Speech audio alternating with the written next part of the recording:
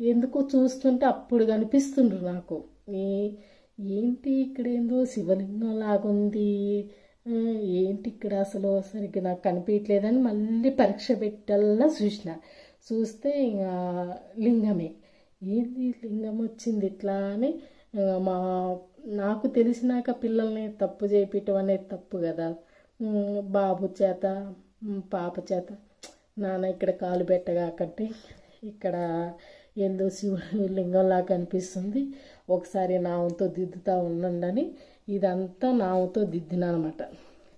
మంచిగా ఇట్లా నాకు టెన్షన్ వస్తుంది. మీకు మీరేమనుకుంటారో నాకు భయం అయితే నిన్నాళ్ళు చెప్పలేదు. సరేలే, ప్రపంచానికి కూడా తెలవాలి కదా, శివయ్య అందరూ దైవం చాలా పూజిస్తారు కదా అట్లా. అయితే ఇక్కడ కూడా అండి ఇది ఉంది కదా,